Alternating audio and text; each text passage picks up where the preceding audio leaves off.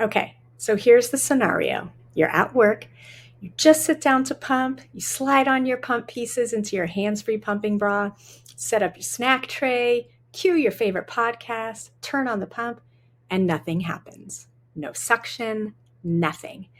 Biggest nightmare ever, right? Before you start freaking out, first check for user error. Did you forget to attach one of the pieces? Are the batteries dead, or did you forget to plug it into the wall? That definitely happened to me more than once. Did your hands-free pumping bra move, causing your flanges to lose suction? That also happened to me as well. If you did everything right and your pump is still not working, here's what you need to do. First, see if someone can bring your baby to work, and if they can, call them right now. If that's not a possibility, then it's time to hand express.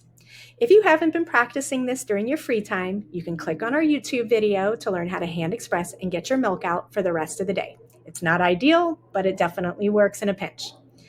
And once you have a free moment, contact the pump manufacturer.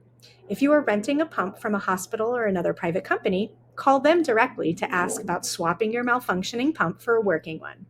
If you're using a pump that you either purchased yourself or were given from your insurance company, you will need to contact the manufacturer to get help troubleshooting any problems and to possibly get sent replacement parts or a replacement pump. Most pump manufacturers offer a 1-year warranty on their pumps.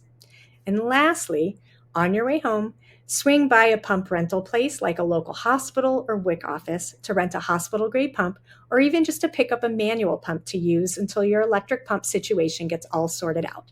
Hopefully, this will only have to be used for a very short period of time, and you will be reunited with a working pump as soon as possible.